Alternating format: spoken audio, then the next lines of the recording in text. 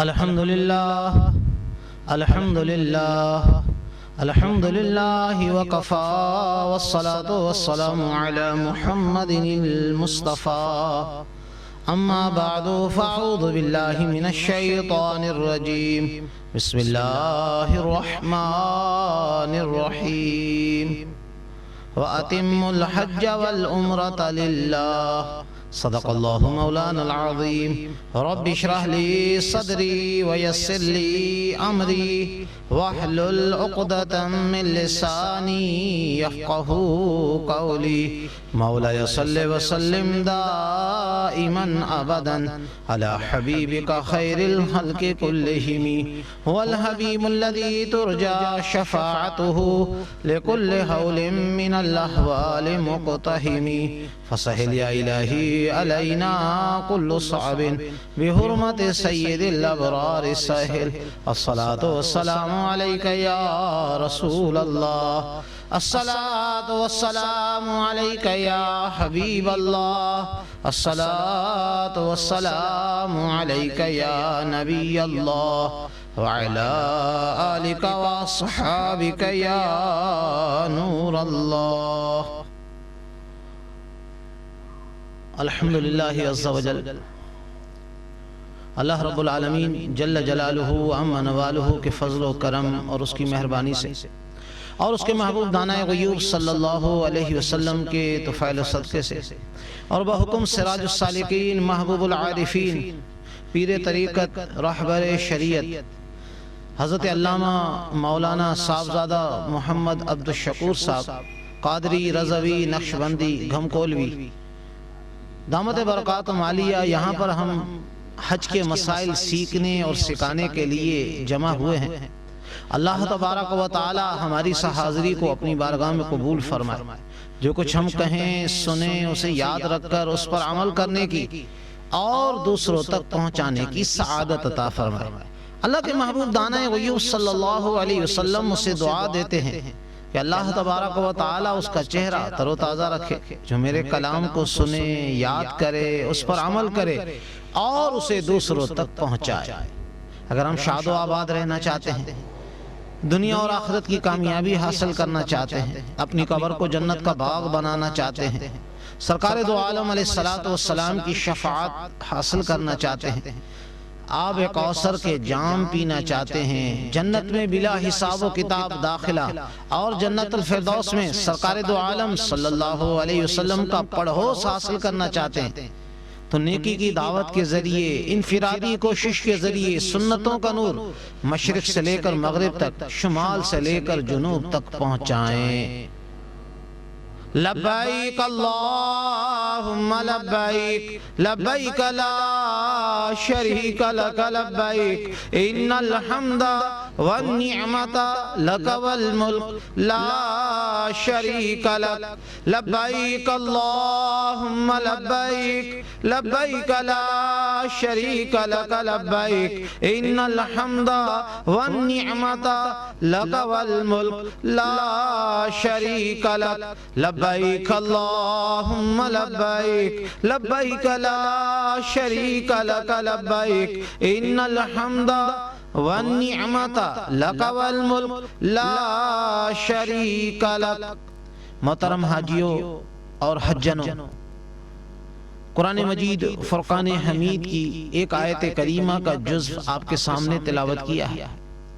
اللہ رب العالمین جل جلالہ و عم نوالہ نے ارشاد فرمایا وَأَتِمُّ الْحَجَّ وَالْعُمْرَةَ لِلَّهِ۔ اعلی حضرت امام اہل سنت مجدد دین و ملت مولانا الشاہ احمد رضا خان فاضل بریلوی علیہ رحمت الرحمن اپنے شعراء آفاق ترجمہ قرآن کنز الایمان شریف میں اس کا ترجمہ کچھ اس طریقے سے کرتے ہیں، اور اللہ عز و جل کے لیے حج اور عمرہ پورا کرو۔ عزیزان محترم، قبلہ امیر علیہ سنت امیر دعوت اسلامی حضرت علامہ مولانا محمد الیاس صاحب قادری دامت برکاتہم عالیہ، آپ نے رفیق الحرمین شریفین میں، رفیق الحرمین جو آپ کی مشہور و معروف کتاب ہے حج اور عمرے کے حوالے سے، اس میں حج کی فضیلت آپ نے نقل فرمائی ہے۔ تاجدار مدینہ صلی اللہ علیہ وسلم کا فرمان عظمت نشان ہے، جس نے حج کیا اور رفث یعنی فحش کلام نہ کیا اور فسق نہ کیا تو گناہوں سے پاک ہو کر ایسا لوٹا جیسے اس دن کہ ماں کے پیٹ سے پیدا ہوا۔ مدینے کے تاجدار صلی اللہ علیہ وسلم کا ارشاد خوشگوار ہے، عمرے سے عمرے تک ان گناہوں کا کفارہ ہے جو درمیان میں ہوئے، اور حج مبرور کا ثواب جنت ہی ہے۔ حضرت سیدنا عبداللہ ابن مسعود رضی اللہ تعالیٰ عنہ سے روایت ہے، سرکار دو عالم علیہ السلام کا فرمان عظمت نشان ہے، حج اور عمرہ محتاجی اور گناہوں کو ایسے دور کرتے ہیں جیسے بھٹی لوہے چاندی اور سونے کے میل کو دور کرتی ہے، اور حج مبرور کا ثواب جنت ہی ہے۔ حضرت سیدنا ابو موسیٰ رضی اللہ تعالیٰ عنہ کہتے ہیں کہ سرکار دو عالم علیہ السلام کا فرمان عظمت نشان ہے کہ حاجی اپنے گھر والوں میں سے 400 کی شفاعت کرے گا اور گناہوں سے ایسا نکل جائے گا جیسا اس دن کے ماں کے پیٹ سے پیدا ہوا۔ حضرت سیدنا عبداللہ ابن عمر رضی اللہ تعالیٰ عنہ سے روایت ہے کہ سرکار دو عالم صلی اللہ علیہ وسلم کا فرمان مکرم ہے، جو مکہ مکرمہ سے پیدل حج کو جائے یہاں تک کہ مکہ پاک واپس آئے، اس کے لیے ہر قدم پر 700 نیکیاں حرم کی نیکیوں کی مثل لکھی جائیں گی۔ عرض کیا گیا حرم کی نیکیوں کا کیا مقدار ہے؟ ارشاد فرمایا ہر نیکی لاکھ نیکی ہے۔ الحمدللہ عز و جل اس حساب سے ہر قدم پر 7 کروڑ نیکیاں ہوئی۔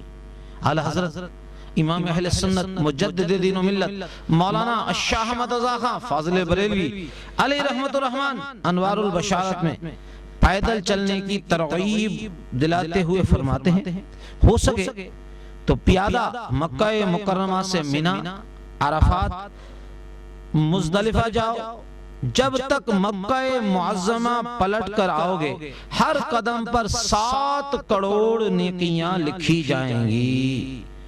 الحمدللہ عز و جل اگر اللہ تبارک و تعالی ہمت دے، طاقت دے، توفیق دے تو پھر پیدل حج کرنے کی کوشش کرے کہ مکہ مکرمہ سے منی اور منی سے عرفات، عرفات سے مزدلفہ اور مزدلفہ سے دوبارہ منی، الحمدللہ عز و جل، اور پھر منی سے مکہ مکرمہ، الحمدللہ عز و جل۔ ہر قدم پر پیدل چلنے والے کو 7 کروڑ نیکیاں اللہ تبارک و تعالی اپنے فضل و کرم اور مہربانی سے عطا فرماتا ہے۔ عزیزان محترم، حاجی جو حج کرتا ہے، حجن جب حج کی سعادت حاصل کرتی ہے، اللہ تبارک و تعالی کتنا کرم فرماتا ہے۔ اے حاجی اور اے حجن تیرے نصیبوں پر قربان، اللہ تبارک و تعالی حاجی اور حجن کی تو مغفرت کر ہی دیتا ہے۔ اللہ اکبر۔ سرکار دو عالم علیہ السلام کا فرمان مغفرت نشان ہے کہ حاجی کی مغفرت ہو جاتی ہے، اور حاجی جس کے لیے استغفار کرے اس کے لیے بھی مغفرت ہے۔ حضرت سیدتنا ام المومنین عائشہ الصدیقہ رضی اللہ تعالی عنہا سے روایت ہے کہ سرکار دو عالم علیہ السلام کا فرمان عظمت نشان ہے، جو حج یا عمرے کے لیے نکلا اور راستے میں مر گیا اس کی پیشی نہیں ہوگی، نہ حساب ہوگا، اور اس سے کہا جائے گا کہ تو جنت میں داخل ہو جا۔ عزیزان محترم، ایک اور روایت سنیے اور جھوم جائیے۔ حضرت سیدنا ابو ہریرہ رضی اللہ تعالیٰ عنہ سے روایت ہے، مدینے کے تاجدار صلی اللہ علیہ وسلم کا ارشاد خوشبودار ہے، جو حج کے ارادے سے چلا اور راہ میں فوت ہو گیا تو اب قیامت تک اس کے لیے حج کا ثواب لکھا جاتا رہے گا، اور جو عمرے کی نیت سے نکلا اور راہ میں موت سے ہمکنار ہوا تو اس کے لیے تا قیامت عمرے کا ثواب لکھا جاتا رہے گا۔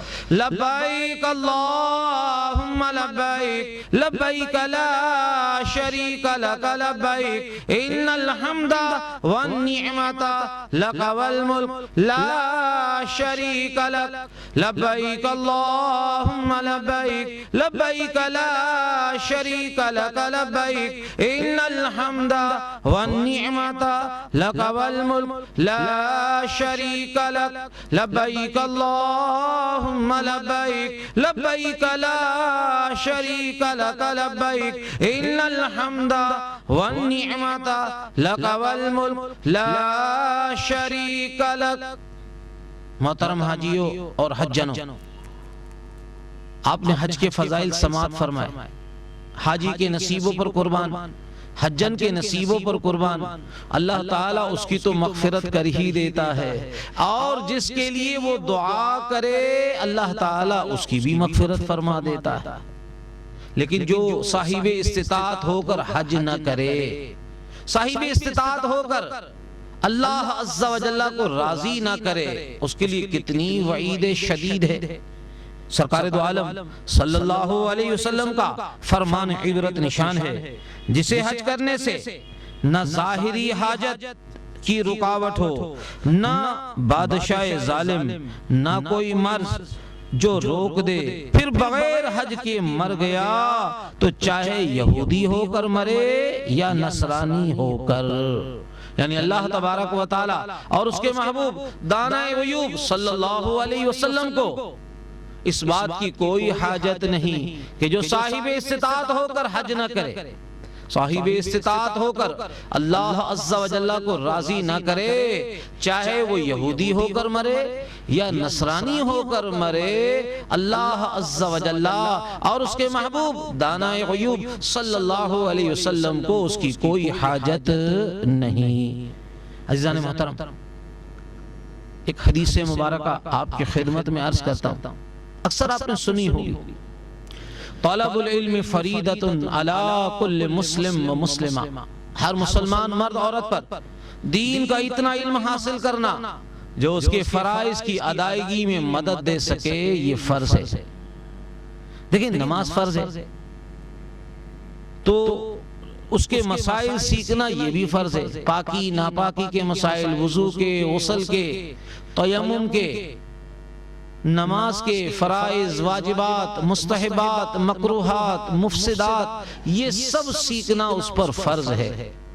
بسا اوقات جب ہم کسی کو نیکی کی دعوت دیتے ہیں، وہ کہتا ہے صاحب ہم تو بھولے بھالے مسلمان ہیں، بھئی ہمیں کون سی نماز پڑھانی ہے، یہ تو امام صاحب کو سیکھنے چاہیے، ہم تو سیدھے سادے بھولے مسلمان ہیں، جیسے بھی نماز پڑھیں گے اللہ تبارک و تعالیٰ اس کو قبول فرمائے گا۔ ایک بات ذہن میں رکھ لیجئے، نماز پڑھانا فرض نہیں، لیکن نماز پھر اس کے مسائل سیکھنا یہ بھی فرض ہے۔ اگر کسی پر روزہ فرض ہے تو روزے کے مسائل سیکھنا یہ بھی فرض ہے۔ اگر زکوٰۃ فرض ہے، صاحب نصاب ہے، تو زکوٰۃ کے مسائل سیکھنا یہ بھی فرض ہے۔ اگر کسی پر حج فرض ہے جو صاحب استطاعت ہے تو اس پر حج کے مسائل سیکھنا یہ بھی فرض ہے۔ ہمارے شیخ الحدیث حضرت علامہ مولانا صاحبزادہ محمد عبدالشکور صاحب دامت برکاتہم عالیہ، اللہ تبارک و تعالی انہیں درازی عمر بالخیر عطا فرمائے اور ان کا سایہ رحمت ہم پر تادیر قائم و دائم فرمائے۔ آپ کی تعلیمات کا خلاصہ عرض کرتا ہوں۔ دیکھیں، ایک فرض دن میں 5 مرتبہ ہم ادا کرتے ہیں، ایک فرض سال میں 1 مرتبہ ادا کرتے ہیں، اور ایک فرض زندگی میں 1 بار ادا کرتے ہیں۔ نماز دن میں ہم 5 مرتبہ ادا کرتے ہیں، روزہ اور زکوٰۃ سال میں 1 بار ادا کرتے ہیں، اور حج زندگی میں 1 بار ادا کیا جاتا ہے۔ عزیزان محترم، یہاں یہ بات قابل غور ہے کہ جو فرض دن میں 5 مرتبہ ادا کیا جاتا ہے، ہم اس میں کتنی غلطیاں کرتے ہیں۔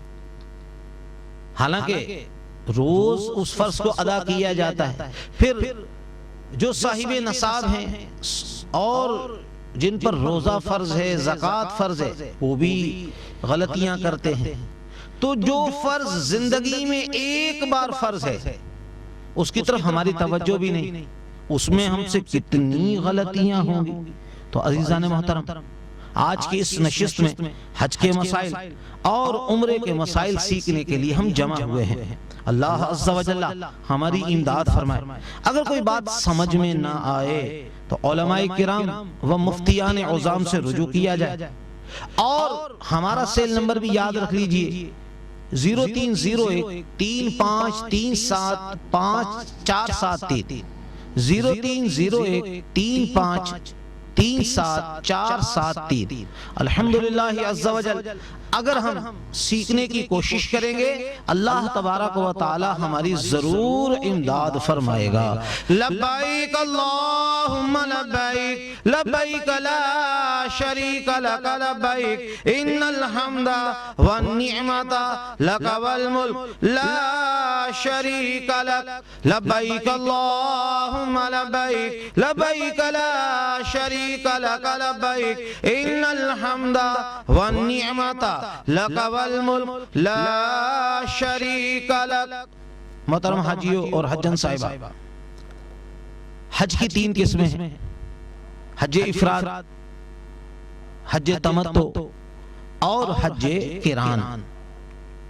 حج افراد کے معنی کیا ہیں؟ حج افراد کے معنی اکیلا کرنے کے، میقات پر گزرنے سے پہلے صرف حج کی نیت کرے، اس کا احرام باندھے، حج کو عمرے کے ساتھ جمع نہ کرے، حج کے مہینوں میں عمرہ بالکل نہ کرے۔ اس قسم کے حج کرنے والے کو مفرد کہتے ہیں۔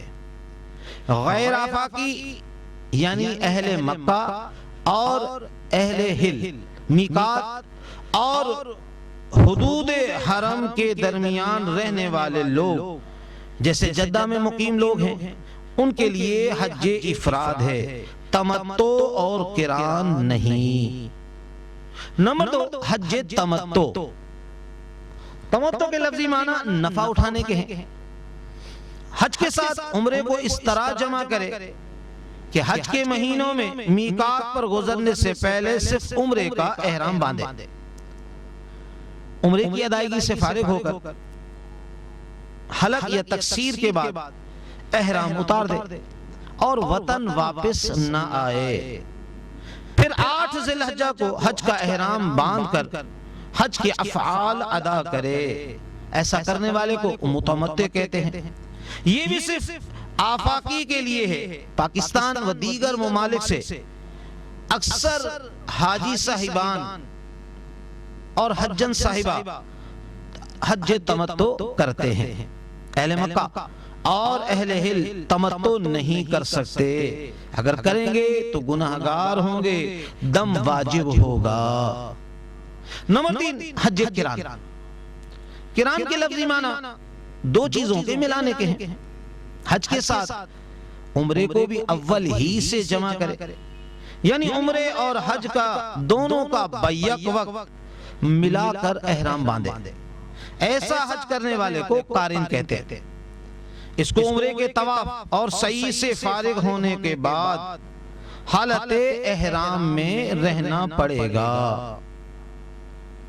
یہاں یہ مدنی نقطہ ذہن میں رکھ لیجئے، اپنے دل کے مدنی گلدستے میں سجا لیجئے۔ وقوف عرفہ سے پہلے طواف قدوم جو کہ سنت ہے کرنا ہوگا۔ یاد رہے کہ عمرے کا طواف الگ ہے اور طواف قدوم الگ ہے، عمرے کی سعی الگ ہے اور حج کی سعی اس کے علاوہ ہے۔ طواف قدوم کے بعد قارن کو سعی کرنا افضل ہے، اگر اس نے نہیں کی تو طواف الزیارہ کے بعد اسے سعی کرنی ہوگی۔ آفاقی یعنی پاکستان و دیگر ممالک کے لیے قران افضل ہے، اہل مکہ اور اہل حل کے لیے قران نہیں ہے، ادا کریں گے تو گناہگار ہوں گے اور دم واجب ہوگا۔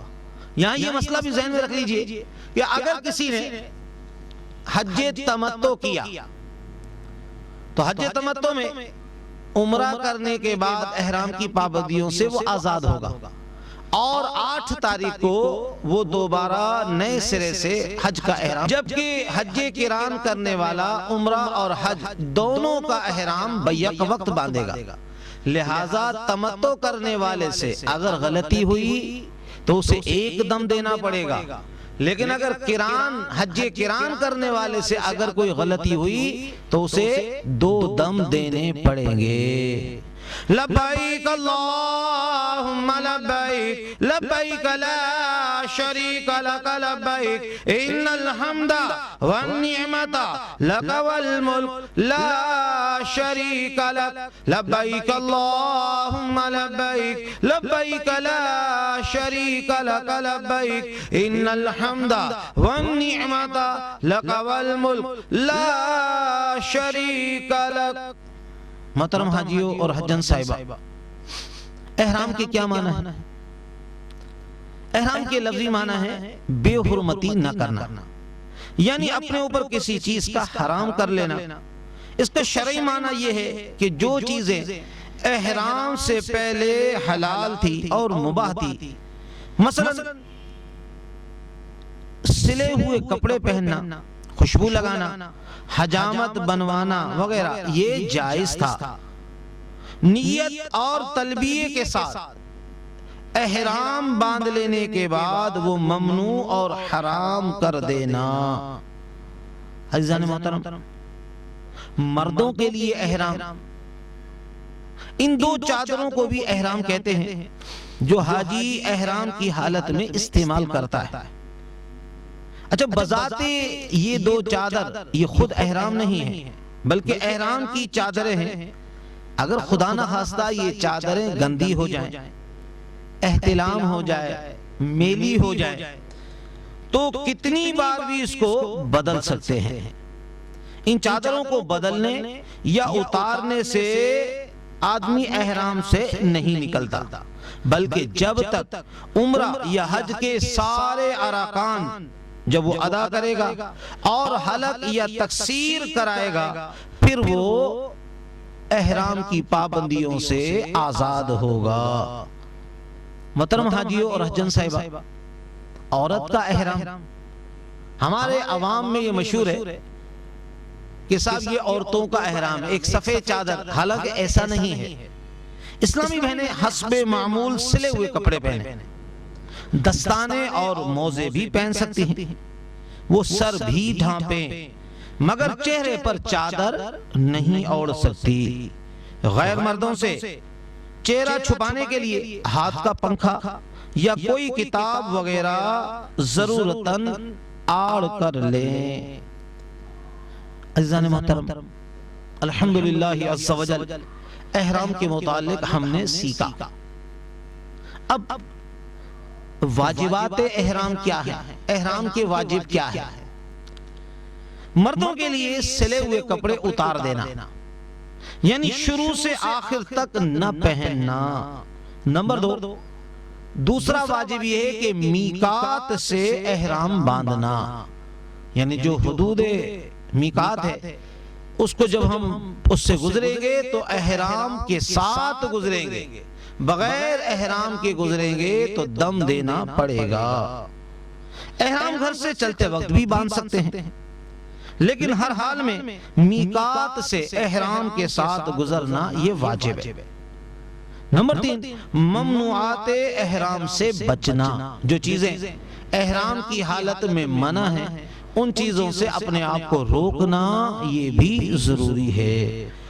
لبیک اللہم لبیک لبیک لا شریک لک لبیک ان الحمد والنعمت لک والملک لا شریک لک۔ احرام باندھنے کا کیا طریقہ ہے؟ الحمدللہ عز و جل۔ محترم حاجیوں اور حجن صاحبہ، کاش اس کو ہم دل کے مدنی گلدستے میں سجا لیں اور اس پر غور و فکر کریں، تفکر کریں، تدبر کریں۔ انشاءاللہ عز و جل اگر اس کو یاد کریں گے تو اس کی برکتیں اللہ تعالی ہمیں عطا فرمائے گا۔ احرام باندھنے کا طریقہ یہ بھی سماعت فرما لیجئے۔ نمبر 1، ناخن تراشیں، بغل اور ناف کے نیچے بالوں کو دور کر لیں۔ بلکہ پیچھے سے بھی بال کو صاف کر لیں، مسواک کریں، وضو کریں، خوب اچھی طرح مل کر غسل کریں۔ جسم اور احرام کی جو چادریں ہیں ان پر خوشبو ملیں، لیکن ایسی خوشبو مثلا خشک عنبر نہ لگائیں جس کا جرم یعنی تے کپڑوں پر لگ جائے، جمع ہو جائے۔ اسلامی بھائی سلے ہوئے کپڑے اتار کر نئی یا دھلی ہوئی سفید چادریں اوڑھ لیں۔ پاسپورٹ یا رقم وغیرہ رکھنے کے لیے جیب والا بیلٹ چاہیں تو باندھ سکتے ہیں۔ اسلامی بہنوں کو حسب معمول ان کا اپنا عام لباس ہے، پھر اپنے چہرے کو نہیں ڈھانپیں۔ احرام کے نفل اگر مکروہ وقت نہ ہو تو 2 رکعت نماز نفل بنیت احرام مرد بھی سر ڈھانپ کر پڑھیں، اس میں سورۃ الکافرون اور سورہ اخلاص، پہلی رکعت میں سورۃ الکافرون پڑھیں اور دوسری رکعت میں سورہ اخلاص پڑھیں۔ عزیزان محترم، وہ کون سے ایسے اوقات ہیں جس میں نماز نفل پڑھنا یہ جائز نہیں؟ دیکھیں الحمدللہ عز و جل، جب ہم سیکھنے کے لیے بیٹھیں تو ہمیں پتہ ہونا چاہیے کہ صبح صادق سے لے کر طلوع آفتاب تک اور طلوع آفتاب سے 20 منٹ تک کوئی نفل نماز جائز نہیں۔ نمبر 2، ظہر کبریٰ یعنی ظہر کی نماز سے 50 منٹ قبل، جب ظہر کی نماز کا وقت شروع ہوتا ہے اس سے 50 منٹ وقت جو ہے قبل، اس کو ظہر کبریٰ کہا جاتا ہے۔ عام طور پر اس کو لوگ زوال کا وقت کہتے ہیں۔ اس وقت بھی کوئی نفل نماز پڑھنا جائز نہیں۔ نماز عصر سے لے کر غروب آفتاب تک، نماز عصر سے لے کر غروب آفتاب تک بھی کوئی نفلی نماز جائز نہیں۔ الحمدللہ عز و جل۔ عزیزان محترم، حج اور عمرے کی نیت کس طریقے سے کریں؟ توجہ کے ساتھ سنیے۔ لبیک اللہم لبیک، لبیک لا شریک لک لبیک، ان الحمد والنعمت لک والملک لا شریک لک، لبیک اللہم لبیک، لبیک لا شریک لک لبیک، ان الحمد والنعمت لک والملک لا شریک لک۔ محترم حاجیوں اور حجن صاحبہ، آئیے ہم حج اور عمرے کی نیت کس طریقے سے کریں گے، اس سے ہمیں پتہ چلے گا کہ ہم کون سا حج کر رہے ہیں۔ حج افراد کر رہے ہیں، حج تمتع کر رہے ہیں، حج قران کر رہے ہیں۔ اے کاش اس کو ہم اپنے دل کے مدنی گلدستے میں سجا لیں۔ عزیزان محترم، اب مرد حضرات ٹوپی، امامہ یا چادر وغیرہ جو سر پر ہے اس کو اتار دیں، لیکن عورتیں بدستور چادر اوڑی رہیں۔ اگر عام دنوں کا عمرہ ہے تب بھی اور حج تمتع کر رہے ہیں تو بھی، یہ بات ذہن میں رکھ لیجئے کہ حج تمتع میں بھی جب پاکستان سے جب روانہ ہوں گے تو صرف عمرے کی نیت کریں گے۔ عام دنوں کا عمرہ ہے جب بھی اور حج تمتع کر رہے ہیں تو اس میں بھی پہلے عمرہ کریں گے، اور عمرہ کرنے کے بعد احرام کی پابندیوں سے آزاد ہوں گے۔ اس کے بعد حج کے دنوں میں 8 ذی الحجہ کو دوبارہ حج کا احرام باندھیں گے۔ تو یہاں پر نیت جو ہم کر رہے ہیں عمرے کی، اور حج تمتع جو کر رہے ہیں وہ بھی عمرہ کر رہا ہے پہلے، تو عمرے کی نیت اس طرح کریں گے۔ اے اللہ عز و جل، میں عمرے کا ارادہ کرتا ہوں، میرے لیے اسے آسان اور اسے میری طرف سے قبول فرما، اور اس کے ادا کرنے میں میری مدد فرما، اس کو میرے لیے بابرکت فرما۔ میں نے عمرے کی نیت کی اور اللہ عز و جل کے لیے اس کا احرام باندھا۔ محترم حاجیوں اور حجن صاحبہ، حج کی نیت کس طرح کریں گے؟ مفرد اور متمتع، جو خالی حج کر رہا ہے اہل مکہ اور جدہ کے رہنے والے، اور جو حج کے ایام میں جو حج تمتع کر رہے ہیں، یعنی عمرے کی ادائیگی سے وہ فارغ ہو چکے ہیں، اب حج کا وہ احرام باندھ رہے ہیں، وہ کس طرح نیت کریں گے؟ یہ بات ذہن میں رکھ لیجئے کہ وہ 8 ذی الحجہ کو یا اس سے قبل حج کے احرام باندھ کر ان الفاظ میں نیت کریں گے: اے اللہ عز و جل، میں حج کا ارادہ کرتا ہوں، اس کو تو میرے لیے آسان کر دے اور اسے مجھ سے قبول فرما اور اس میں میری مدد فرما اور اسے میرے لیے بابرکت فرما۔ میں نے حج کی نیت کی اور اللہ عز و جل کے لیے اس کا احرام باندھا۔ محترم حاجیوں اور حجن صاحبہ، تیسرا حج حج قران ہے۔ قارن عمرہ اور حج کی دونوں ایک ساتھ نیت کرے گا، چنانچہ وہ اس طرح نیت کرے گا: اے اللہ عز و جل، میں نے عمرہ اور حج دونوں کا ارادہ کیا، تو انہیں میرے لیے آسان کر دے اور انہیں میری طرف سے قبول فرما۔ میں نے عمرہ اور حج دونوں کی نیت کی اور خالصتاً اللہ عز و جل کے لیے ان دونوں کا احرام باندھا۔ لبیک اللہم لبیک، لبیک لا شریک لک لبیک، ان الحمد والنعمت لک والملک لا شریک لک، لبیک اللہم لبیک، لبیک لا شریک لک لبیک، ان الحمد والنعمت لک والملک لا شریک لک۔ محترم حاجی اور حجن صاحبہ، نیت دل کے ارادے کا نام ہے۔ خواہ نماز، روزہ یا احرام، اگر دل میں نیت موجود نہ ہو اور زبان سے ان نیت کے الفاظ ادا کیے تو وہ نیت نہیں ہو سکتی۔ یہ بات ذہن میں رکھ لیجئے، نیت دل کے ارادے کا نام ہے۔ تو جب ہم نیت کریں گے تو دل میں اس کا ارادہ ہونا یہ ضروری ہے۔ عربی زبان میں کہنا لازمی نہیں، اپنی مادری زبان میں بھی ہم نیت کر سکتے ہیں، الحمدللہ عز و جل ہماری نیت درست ہوگی۔ اچھا، خواہ عمرے کی نیت کریں یا حج کی نیت کریں یا حج قران کی نیت کریں، کم از کم ایک بار لبیک پڑھنا یہ لازم ہے اور 3 بار کہنا یہ افضل ہے۔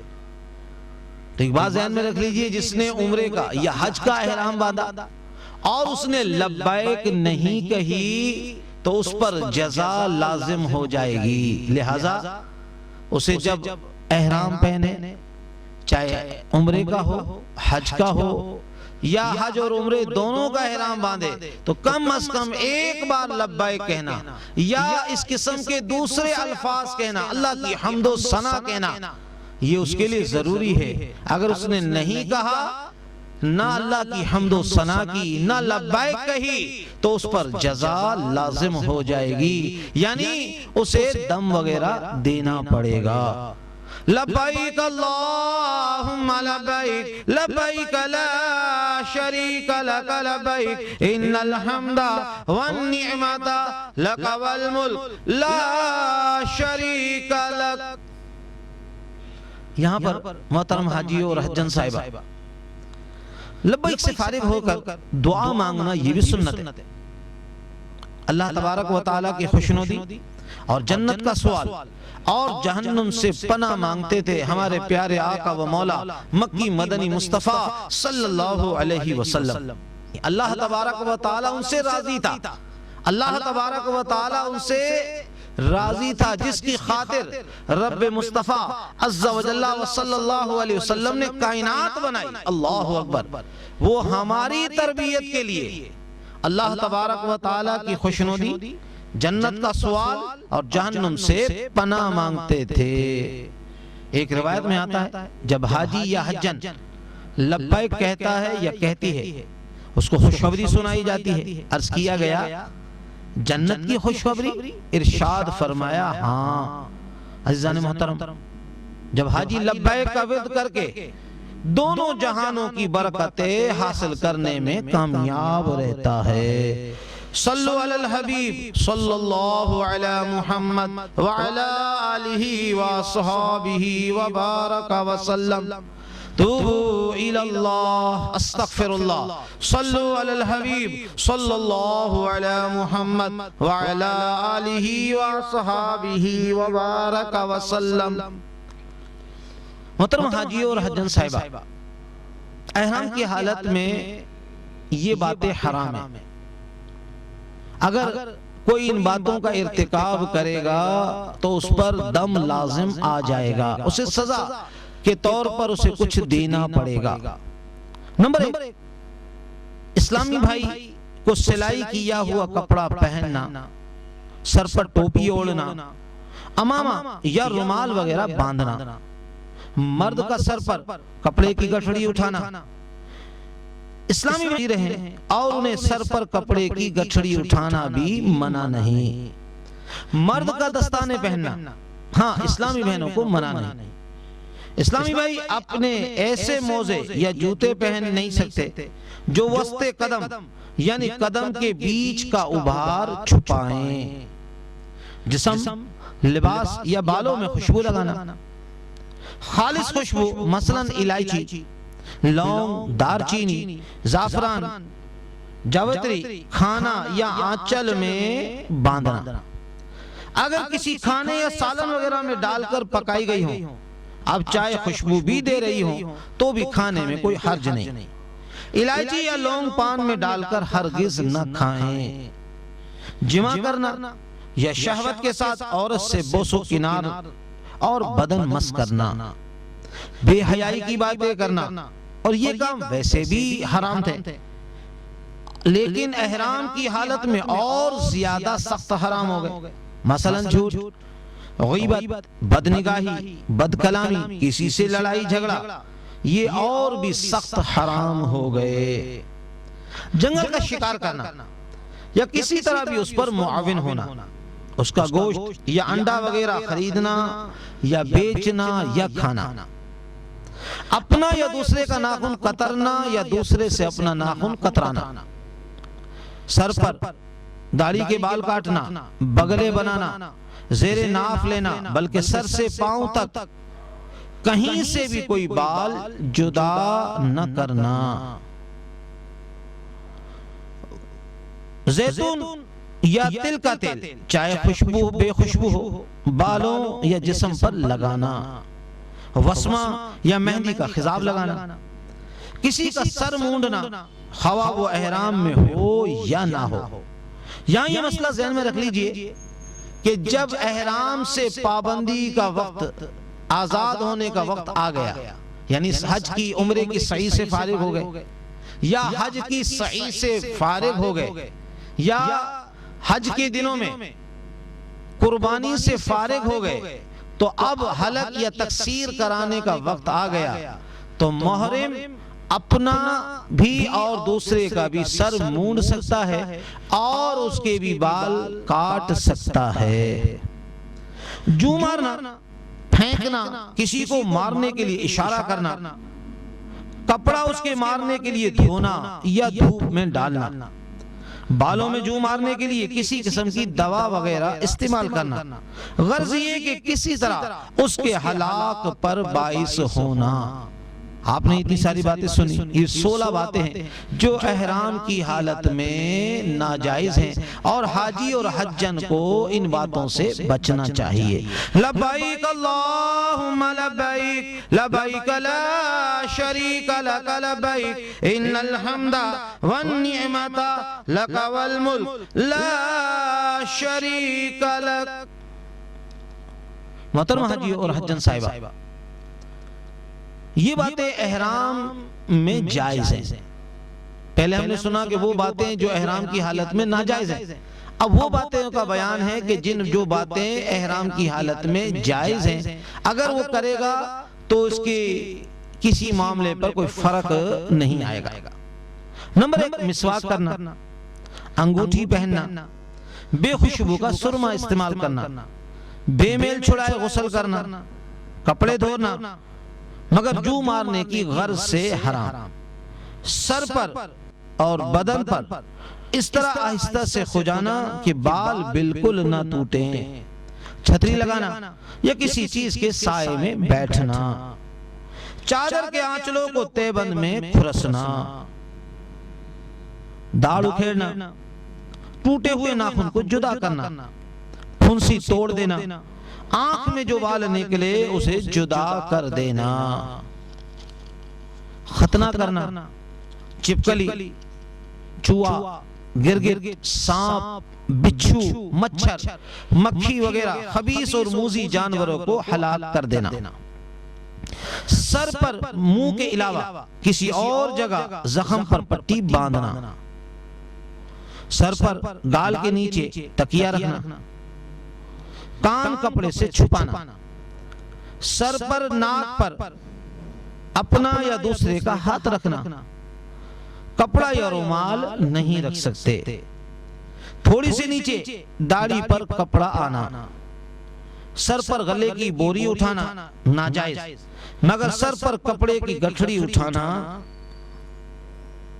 یہ حرام، یعنی سر پر گلے کی بوری اٹھانا یہ جائز ہے، یہ بات ذہن میں رکھ لیجئے کہ گلے کی بوری محرم اٹھا سکتا ہے، مگر سر پر کپڑے کی گٹھڑی اٹھانا محرم کے لیے حرام، محرمہ حجن دونوں وہ اٹھا سکتی ہے، جس کھانے میں الائچی، دارچینی، لونگ وغیرہ پکائے گئے ہو اگرچہ ان کی خوشبو آ رہی ہو، مثلا قورمہ، بریانی، زردہ وغیرہ، اس کا کھانا یا بے پکائے جس کھانے پینے میں کوئی خوشبو ڈالی ہو وہ بو نہیں دیتی اس کا کھانا پینا، بادام یا ناریل کا تیل جس میں خوشبو نہ ڈالی گئی ہو اس کا بالوں یا جسم پر لگانا، ایسا جوتا پہننا جائز جو قدم کے وسط کے جوڑ یعنی قدم کے بیچ کی ابری ہوئی ہڈی کو نہ چھپائے، لہذا محرم کے لیے اسی میں آسانی ہے کہ وہ 2 پٹی والی ہوائی چپل پہنے، پالتو جانور مثلا اونٹ، بکری، مرغی، گائے وغیرہ کو ذبح کرنا، اس کا گوشت بیچنا، کاٹنا، خریدنا اور کھانا، لبیک اللہم لبیک لبیک لا شریک لک لبیک ان الحمد والنعمت لک والملک لا شریک لک لبیک اللہم لبیک لبیک لا شریک لک لبیک ان الحمد والنعمت لک والملک لا شریک لک۔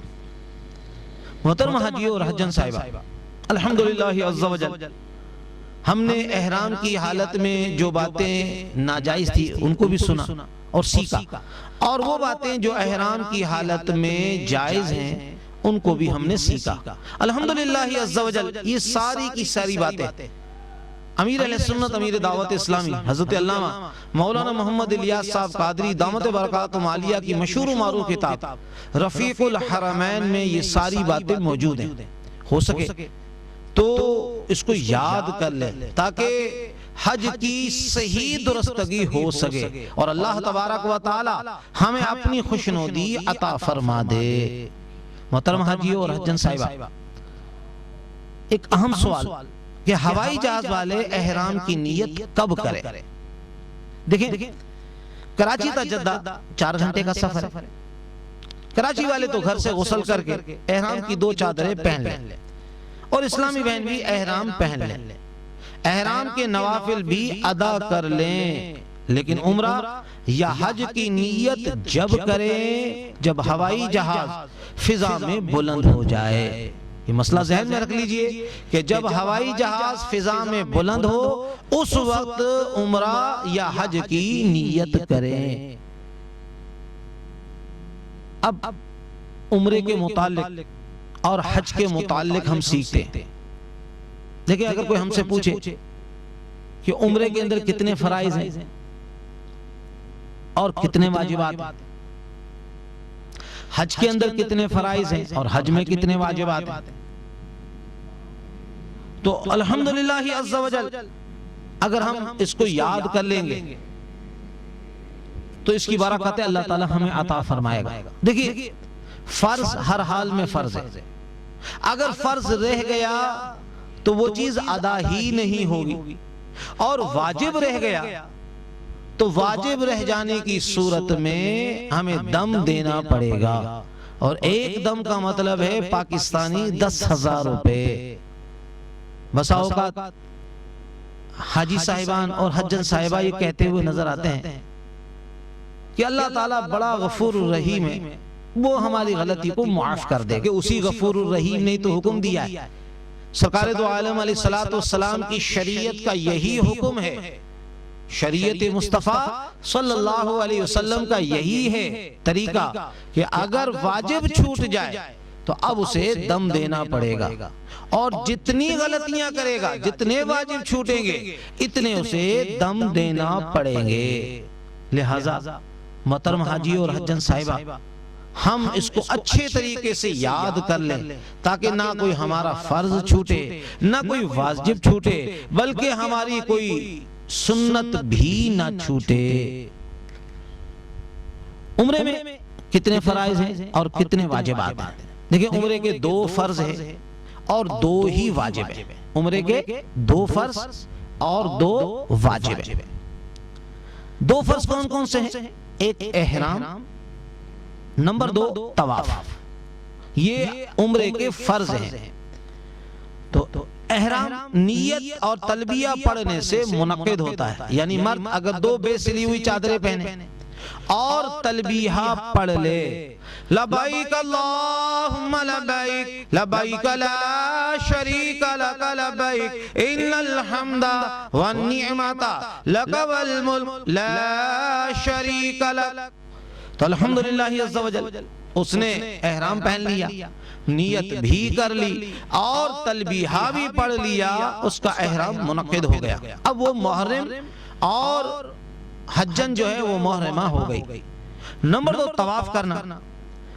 طواف یاد رکھ لیجئے کہ عمرے کا جو طواف ہے وہ فرض ہے، اس کے 7 چکر میں جو 4 پھیرے ہیں، 4 چکر ہیں وہ فرض ہیں، اور بقایا جو 3 چکر ہیں وہ واجب ہیں۔ 2 واجبات ہیں، سعی کرنا اور حلق یا تقصیر کرانا۔ سعی صفا و مروہ کے درمیان دوڑنا، صفا و مروہ کے درمیان دوڑنا یہ واجب، اور حلق یا تقصیر کرانا یہ بھی واجب۔ ایک بات ذہن میں رکھ لیجئے، بہت سارے حاجی صاحبان وہ حلق نہیں کراتے، بلکہ تقصیر بھی وہ اس طریقے سے کراتے ہیں کہ اسلامی بھائی جو حاجی صاحبان ہیں وہ 1 انگلی کے پورے کے برابر وہ اپنے بال کٹوا لیتے ہیں۔ ایک بات ذہن میں رکھ لیجئے کہ یہ اسلامی بہنوں کے لیے تقصیر ہے کہ وہ پوری چٹیا کے جو بال ہیں اس کے 1 انگلی کے پورے کے برابر وہ بال کٹوائیں گی تو ان کی تقصیر ہو جائے گی۔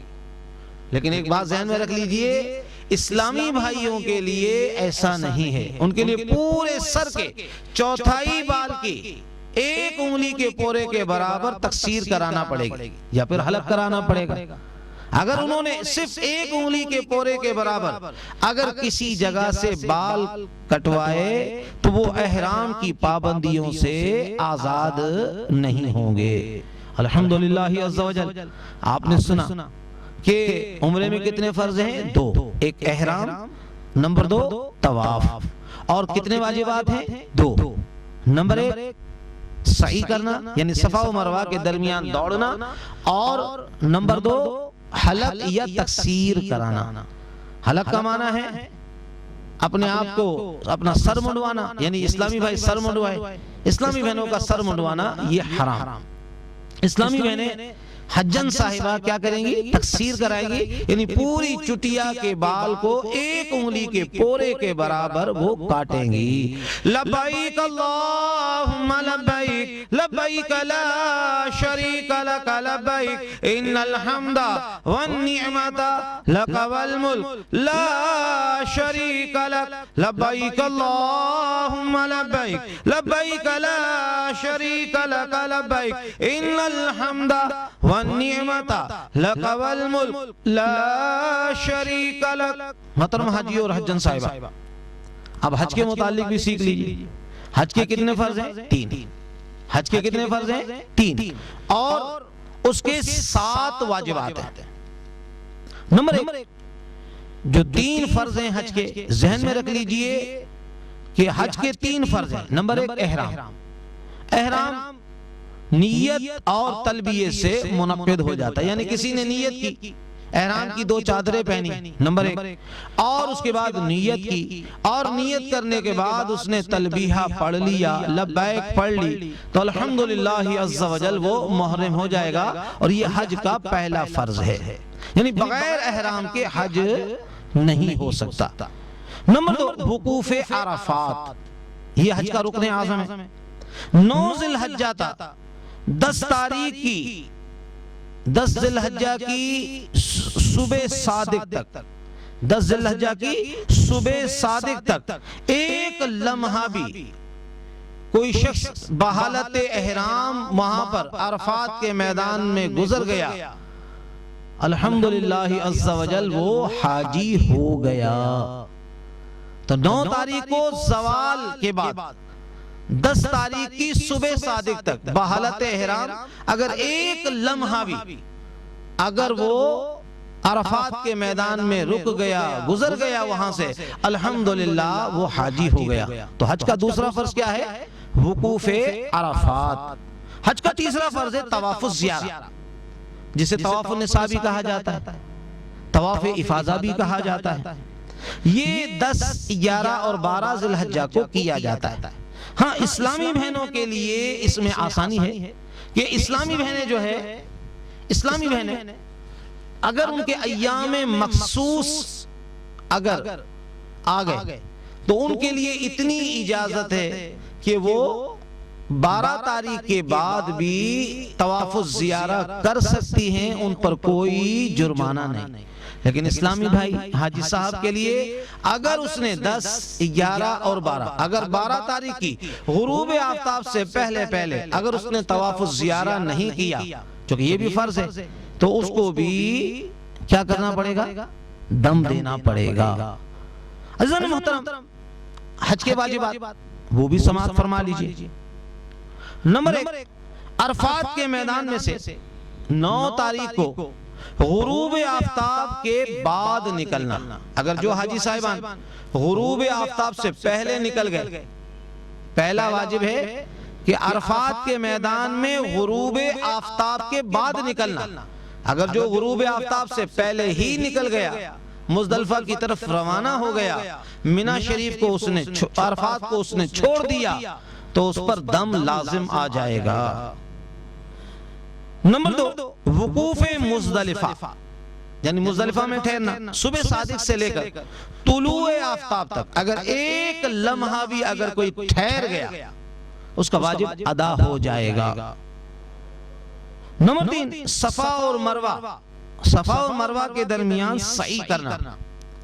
طواف الزیارت کے بعد 10، 11 یا 12، یا اس نے جب نفلی طواف کیا، حج کا احرام پہنا، اور نفلی طواف کے بعد اگر اس نے سعی کر لی تو یہ واجب اس کا ادا ہو جائے گا۔ رمی جمار، رمی جمار 10 تاریخ کو 3 واجبات ہیں۔ جمرات العقبہ یعنی بڑے شیطان کو کنکری مارنا۔ نمبر 2 قارن اور متمتع، جس نے حج اور عمرے کو ایک ساتھ جمع کیا، یا جس نے عمرہ کیا اور عمرہ کرنے کے بعد احرام کی پابندیوں سے آزاد ہو گیا، اور حج کے دنوں میں اس نے دوبارہ احرام باندھا حج کا، اسے متمتع کہتے ہیں۔ تو جو قارن ہے اور متمتع ہے اس کو قربانی کرنا، یعنی افراد والے کے لیے، حج افراد والے کے لیے، جو مکہ شریف کے رہنے والے ہیں اور جدہ شریف کے رہنے والے ہیں، ان کے لیے قربانی نہیں۔ حلق یا سر کے بال منڈوانا یا قصر کرانا۔ تو 10 تاریخ کو یہ 3 واجبات ہیں، رمی جمار، نمبر 2 قربانی، اور نمبر 3 حلق یا سر کے بال منڈوانا۔ ایک بات ذہن میں رکھ لیجئے، ان تینوں کے اندر ترتیب بھی واجب ہے۔ اگر کسی نے ترتیب کے الٹ کر دیا، پہلے قربانی کر لی، بعد میں رمی جمار کے لیے گیا، یا پہلے رمی جمار کر لی اور پھر اس نے حلق یا تقصیر کرا لی، قربانی اس نے بعد میں کی، جب بھی اس کا واجب ترک ہوگا۔ اور آفاقی کو طواف وداع کرنا، طواف رخصت کرنا، یعنی یہ آخری واجب ہے حاجی کے لیے۔ جب حاجی طواف الزیارت سے فارغ ہو جائے، اب اس نے کوئی سا بھی طواف کیا ہو، نفلی طواف کیا ہو، چاہے اس میں اس نے نیت کی ہو، عز و جل اس کا طواف رخصت ادا ہو جائے گا۔ اسلامی بہنوں کے لیے یہ رخصت ہے کہ اگر وہ طواف الزیارت سے فارغ ہو چکی ہیں اور ان کے ایام مخصوص آ گئے ہیں اور ان کی نشست بھی کنفرم ہے، تو وہ طواف وداع کے بغیر بھی رخصت ہو سکتی ہیں، ان پر کوئی جرمانہ نہیں۔ صلو علی الحبیب صلی اللہ علی محمد وعلی آلہ وصحابہ وبارک وسلم۔ توبوا الی اللہ، استغفر اللہ۔ صلو علی الحبیب صلی اللہ علی محمد وعلی آلہ وصحابہ وبارک وسلم۔ عزیزان محترم، آئیے الحمدللہ عز و جل ہم عمرے کا طریقہ سماعت فرماتے ہیں۔ ہم نے عمرے کے فرائض سیکھے، عمرے کے فرائض سیکھے اور الحمدللہ حج کے فرائض سیکھے۔ اب میں آپ کی خدمت میں جو باتیں عرض کر رہا ہوں مختصراً عرض کرتا ہوں، ہو سکے تو اس کو اپنے دل کے مدنی گلدستے میں سجا لیجیے۔ دیکھیے عمرے کا طریقہ کیا ہے۔ الحمدللہ عز و جل ہم مکہ المکرمہ حاضر ہوئے، مکہ المکرمہ حاضر ہوئے، اور حاضر ہونے کے بعد ہم نے اپنا سامان ہوٹل میں رکھا۔ ہوٹل میں رکھنے کے بعد اب ہم تازہ دم ہو کے حرم شریف کی طرف روانہ ہوئے۔ لبیک کی صدائیں بلند ہیں، درود و سلام کی صدائیں بلند ہیں۔ اب ہم باب السلام سے مسجد حرام میں ہمیں داخل ہونا چاہیے، یہ سنت مبارکہ ہے۔ لیکن اگر باب السلام سے جانے میں کوئی دشواری ہے تو کسی بھی دروازے سے داخل ہو جائیں حرم میں، الحمدللہ عز و جل کرم ہو جائے گا۔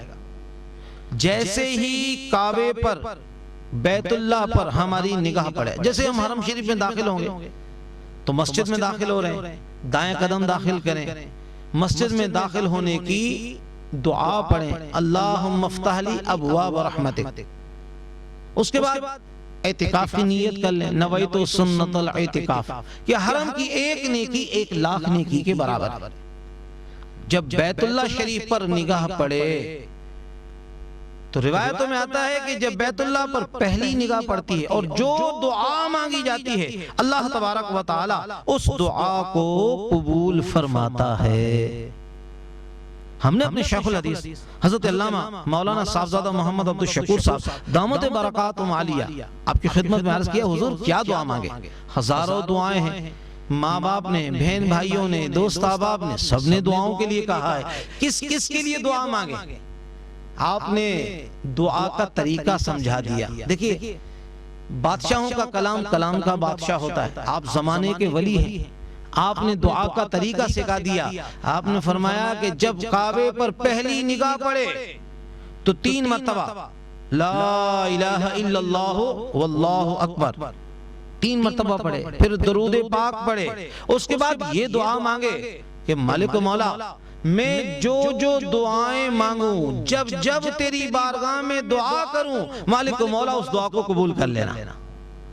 اب جو جو دعائیں یاد آتی رہیں ہم مانگتے رہیں گے، اللہ تبارک و تعالی ان دعاؤں کو قبول فرما لے گا۔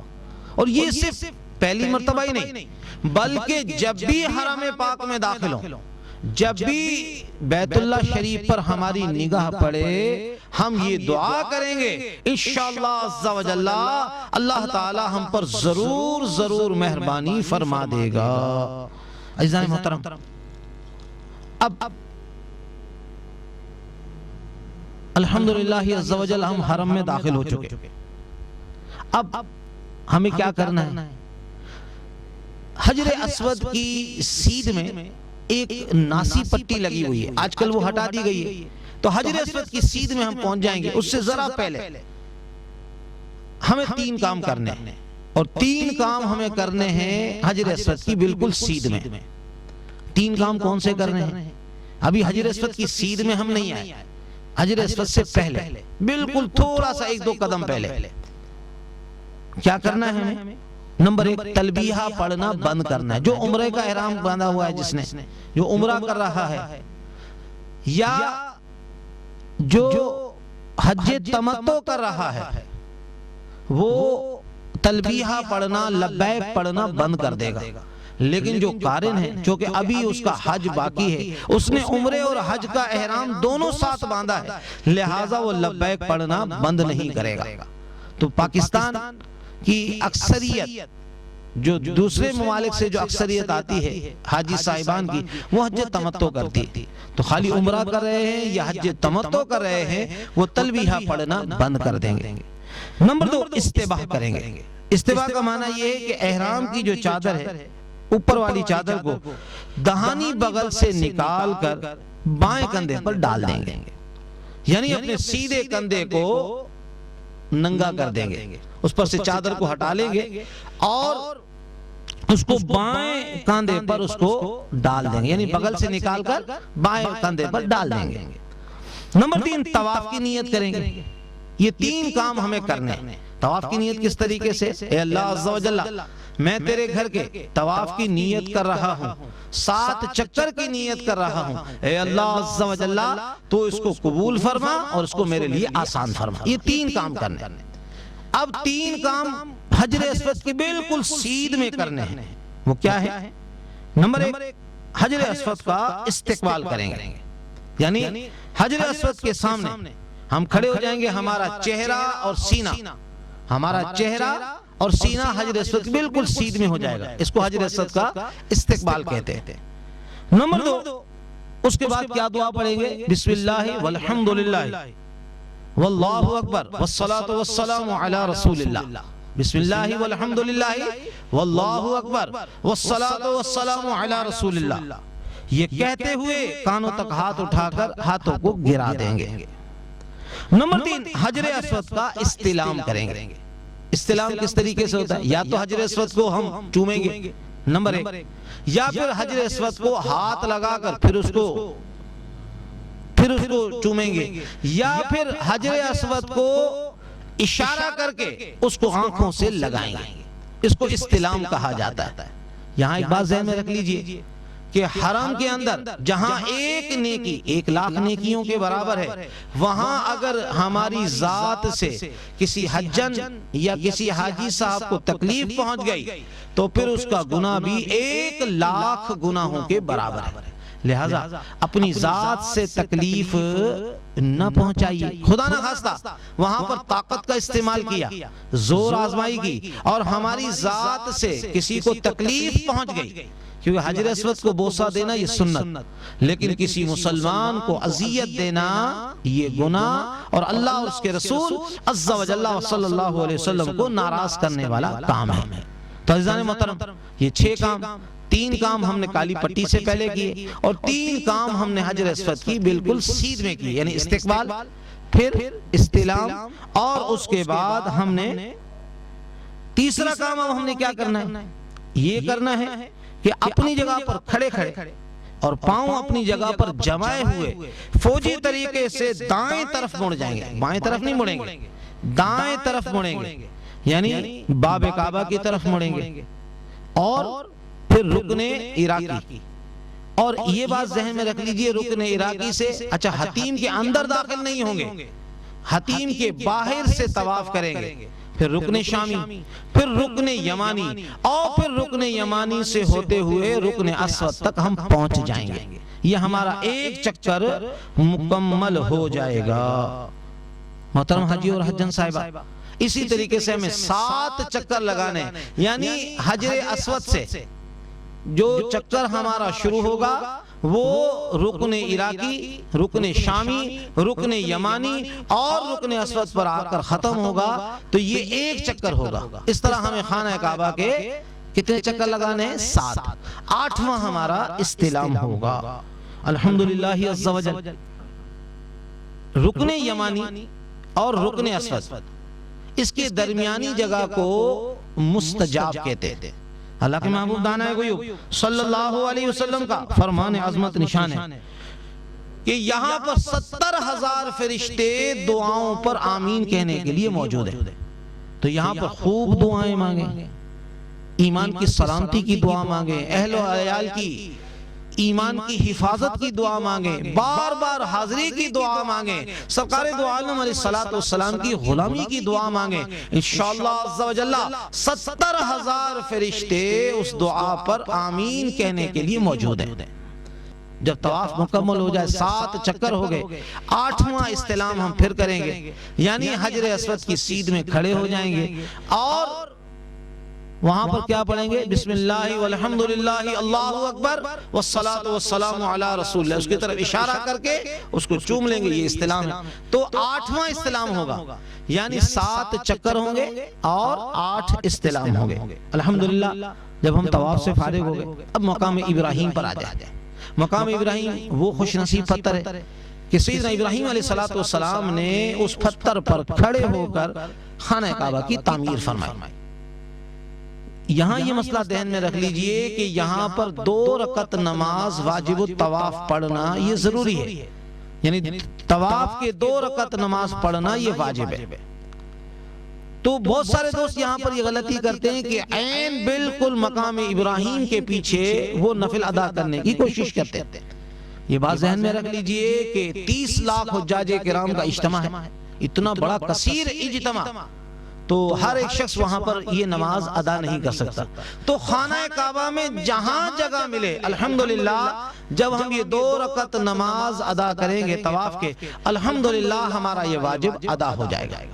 ضروری نہیں کہ عین اس کے بالکل پیچھے ادا کیا جائے، بلکہ جہاں موقع ملے خانہ کعبہ میں انشاءاللہ عز و جل جب یہ 2 رکعت نماز ادا کریں گے ہمارا یہ واجب ادا ہو جائے گا۔ اس بات کا بھی خیال کر لیجئے کہ مکروہ وقت نہ ہو، اگر مکروہ وقت ہوگا تو بھی ہماری لیے مناسب نہیں ہے، بلکہ مکروہ وقت نہ ہو اور نفلی نماز پڑھنے کا وقت ہو تو الحمدللہ جب ہم یہ 2 رکعت ادا کریں گے ہمارا یہ واجب ادا ہو جائے گا۔ 2 رکعت پڑھنے کے بعد مقام ملتزم پر آئیں گے۔ مقام ملتزم حجر اسود اور باب کعبہ کے درمیانی جگہ کا نام ملتزم ہے۔ یہاں پر کبھی چھاتی لگائے، کبھی دائیں رخسار، کبھی بائیں رخسار، خوب روئیں، اس طرح روئیں جیسے بچہ ماں سے لپٹ کر روتا ہے، دھاڑے مار مار کر روئیں اور اللہ عز و جل کے حضور دعائیں کریں۔ اللہ تبارک و تعالی اس جگہ کی برکت سے، ملتزم کی برکت سے اللہ تبارک و تعالی دعاؤں کو قبول فرماتا ہے۔ محترم حاجی اور حجن صاحبہ، جب ملتزم سے فارغ ہو جائیں تو آب زمزم کی طرف تشریف لیں، آب زمزم پیئے۔ آب زمزم شریف کھڑے ہو کر پینا یہ سنت مبارکہ ہے۔ اچھا، آب زمزم کی برکت یہ ہے، اللہ کے محبوب دانہ غیوب صلی اللہ علیہ وسلم کا فرمان عظمت نشان ہے کہ تو آب زمزم جس ارادے سے پیے گا اللہ تعالیٰ اس میں تجھے کامیابی عطا فرمائے گا۔ مثلا اگر کوئی آب زمزم اس ارادے سے پیے کہ میرا خاتمہ ایمان پر ہو، انشاءاللہ اس کا خاتمہ ایمان پر ہوگا۔ آب زمزم اس نے اس ارادے سے پیا کہ میرا فلاں مریض جو فلاں ملک میں ہے اس کو شفا یابی ہو، آب زمزم وہ مکہ شریف میں پیے گا اور شفا یابی اس کے مریض کو کہاں ہوگی؟ اپنے وطن میں ہو جائے گی۔ تو جس ارادے کے ساتھ آب زمزم پیے گا اللہ تعالیٰ اس ارادے میں اسے کامیابی عطا فرمائے گا۔ تو ہمیں چاہیے کہ ہم ایمان کی سلامتی کے لیے، بار بار حاضری کے لیے، نبی کی غلامی کے لیے آب زمزم پئیں، دعا مانگیں، پینے سے پہلے بھی دعا مانگیں اور پینے کے بعد بھی دعا مانگیں، اللہ تبارک و تعالیٰ اس دعا کو قبول فرمائے گا۔ عزیزان محترم، جب آب زمزم سے فارغ ہو گئے اب ایک مشہور دعا ہے، اللہم انی اسألک علما نافعا وعقلا کاملا وشفاء من کل داء۔ یا اللہ عز و جل، میں تجھ سے علم نافع کا، عقل کامل کا اور تمام بیماریوں سے شفا کا میں تجھ سے سوال کرتا ہوں۔ الحمدللہ عز و جل، امید ہے کہ اللہ تبارک و تعالی اس کی برکت سے ہماری ساری دعاؤں کو قبول فرماتا ہے۔ لبیک اللہم لبیک لبیک لا شریک لک لبیک ان الحمد والنعمت لک والملک لا شریک لک۔ عزیزان محترم، جب ہم طواف سے فارغ ہو چکے، مقام ابراہیم پر نافذ سے بھی فارغ ہو چکے، ملتزم سے بھی فارغ ہو چکے، اب آب زمزم سے فارغ ہونے کے بعد اب ہم کہاں جا رہے ہیں؟ سعی کرنے کے لیے۔ تو سعی چونکہ یہ مسجد سے باہر ہے، اب جب ہم مسجد سے باہر نکلیں گے تو پھر دعا کریں گے، اللہم انی اسألک من فضلک، یا اللہ عز و جل میں تجھ سے تیرے فضل کا سوال کرتا ہوں۔ عزیزان محترم، یہاں یہ بات ذہن میں رکھ لیجئے کہ جب ہم صفا پر پہنچیں گے تو صفا پر جب ہم پہنچیں تو پھر وہاں پر یہ دعا کریں، اس کی نیت کریں۔ اچھا، صفا کے لیے نیت شرط نہیں، اگر بغیر کسی نیت کے بھی کسی نے سعی کر لی الحمدللہ عز و جل اس کی سعی درست ہوگی۔ طواف کے لیے وضو شرط ہے، بغیر وضو کے طواف حرام، لیکن سعی کے لیے وضو شرط نہیں۔ اگر کسی نے بے وضو طواف کی، بے وضو سعی کی، صفا و مروہ کے درمیان دوڑا تو اس کی سعی درست ہے، اس پر کوئی جرمانہ لازم نہیں۔ اب کیا دعا کرنی ہے؟ اس کے لیے دعا یہ ہے کہ میں ابتدا کرتا ہوں اس کے ساتھ جس کے ساتھ ابتدا کی اللہ تبارک و تعالی نے اپنے اس فرمان عالی شان کی کہ بے شک صفا اور مروہ اللہ تبارک و تعالیٰ کے نشانوں سے ہیں، اس گھر کا حج اور عمرہ کرے اس پر کچھ گناہ نہیں، ان دونوں کے پھیرے کرے اور جو کوئی بھلی بات اپنی طرف سے کرے اللہ تبارک و تعالیٰ نیکی کا صلہ دینے والا ہے۔ اچھا، بہت سارے لوگ کیا کرتے ہیں کہ بہت اونچائی پر چڑھ جاتے ہیں صفا کے، حالانکہ ذرا سی اونچائی پر چڑھیں گے تو خانہ کعبہ کی زیارت ہو جاتی، اس مقام پر کھڑے ہو جائیں اور وہاں پر اتنی دیر رکے رہیں جتنی دیر میں قرآن پاک کی 25 آیتوں کی تلاوت ہو سکتی ہے، وہاں پر دعا میں مصروف رہیں۔ اس کے بعد جب اتنی دیر ٹھہر جائیں تو اب پھر سعی کی نیت کریں۔ سعی کی نیت کیا ہے؟ اے اللہ عز و جل، میں تیری رضا اور خوشنودی کی خاطر صفا و مروہ کے درمیان سعی کے 7 چکر کا ارادہ کر رہا ہوں، تو اسے میرے لیے آسان فرما دے اور اسے قبول فرما۔ عزیزان محترم، اب صفا سے مروہ 1 چکر، یہ 2 گانا رستہ ہے، صفا سے مروہ، مروہ سے صفا، تو یہ 3 چکر ہو گئے اور 7واں جو چکر ہوگا یہ مروہ پر جا کر ختم ہوگا۔ الحمدللہ عز و جل ہماری یہ سعی بھی مکمل ہو گئی۔ اب جو عمرے کا جو خالی عمرہ کر رہے ہیں یا جو حج تمتع کر رہے ہیں وہ بھی عمرہ ہی کر رہے ہیں، الحمدللہ عز و جل اب وہ حلق یا تقصیر کرا لیں گے۔ اسلامی بھائی حلق کرائیں، اسلامی بھائی نے تقصیر کرائیں، یعنی ایک یہ بھی واجب ہے، ایک چوٹیا کے جو پورے بال ہیں اس کو 1 انگلی کے پورے کے برابر اگر اسلامی بہنیں اگر بال کٹوائیں گی تو وہ احرام کی پابندیوں سے آزاد ہو جائیں گی۔ الحمدللہ عز و جل اللہ کے فضل و کرم اور اس کی مہربانی سے ہمارا عمرہ مکمل ہو گیا، اور جو خالی عمرہ کر رہا ہے یا جس نے حج تمتع کا ارادہ کیا ہے اب وہ بھی احرام کی پابندیوں سے آزاد ہو گیا۔ عزیزان محترم، یہاں چند باتیں آپ ذہن میں رکھ لیجئے۔ بہت سارے دوست جب طواف کرتے ہیں رکن یمانی کو دونوں ہاتھوں سے یا صرف دانے ہاتھ سے چھونا ہے، اس کو بوسہ دینا یا اس کی طرف ہاتھ سے اشارہ کرنا یہ خلاف سنت، اگر موقع نہیں ملتا تو ایسے ہی گزر جائے۔ نمبر 2، حتیم کو شامل کر کے طواف کریں۔ نمبر 3، جب طواف کریں تو نگاہ سامنے ہو، ادھر ادھر نہ دیکھیں۔ نمبر 4، طواف کے دوران دعا کی طرح ہاتھ نہ اٹھائیں یا نماز کی طرح ہاتھ نہ باندھیں۔ نمبر 4، دوران طواف بیت اللہ کی طرف منہ نہ کریں، یہ ناجائز۔ بیت اللہ کی طرف منہ کرنا صرف حجر اسود کے استقبال کے وقت جائز ہے۔ احرام کی حالت میں حجر اسود، ملتزم یا رکن یمانی کو ہاتھ نہ لگائیں۔ اس لیے کہ احرام کی حالت میں خوشبو چھونے سے جزا لازم ہو جائے گی۔ بہت سارے دوست مقام ملتزم پر، حجر اسود پر، رکن یمانی پر خوشبو لگا دیتے، تو احرام کی حالت میں خوشبو کا استعمال درست نہیں۔ مقام ابراہیم کو بوسہ دینا یا اس کا استلام کرنا منع ہے۔ لبیک اللہم لبیک لبیک لا شریک لک لبیک ان الحمد والنعمت لک والملک لا شریک لک لبیک اللہم لبیک لبیک لا شریک لک لبیک ان الحمد والنعمت لک والملک لا شریک لک۔ محترم حاجی اور حجن صاحبہ، اب میں آپ کی خدمت میں حج کا طریقہ عرض کرتا ہوں۔ الحمدللہ عز و جل، وہ جو حج افراد کر رہے ہیں، یعنی مکہ کے رہنے والے اور جدہ شریف کے رہنے والے، یا جو حج تمتع کر رہے ہیں، جنہوں نے عمرہ کیا اور احرام کی پابندیوں سے وہ آزاد ہو گئے، اب وہ حج کا احرام باندھیں گے۔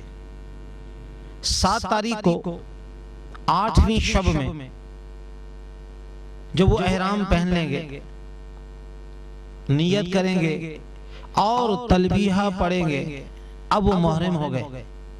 اب 2 رکعت نماز ادا کریں گے، اس کے بعد نفلی طواف کریں گے اور نفلی طواف کے ساتھ سعی بھی کر لیں گے، یعنی صفا و مروہ کے درمیان دوڑیں گے بھی۔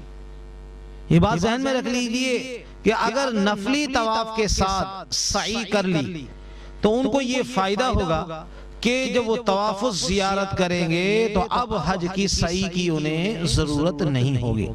لیکن اگر آج انہوں نے نفلی طواف کے بعد سعی نہیں کی تو اب انہیں طواف زیارت کے بعد سعی بھی کرنا پڑے گی، یعنی صفا و مروہ کے درمیان دوڑنا بھی پڑے گا۔ عزیزان محترم، منی میں 8 تاریخ کو ظہر، عصر، مغرب، عشاء اور 9 تاریخ کی فجر، یہ 5 نمازیں ادا کرنا یہ سنت مبارکہ ہے۔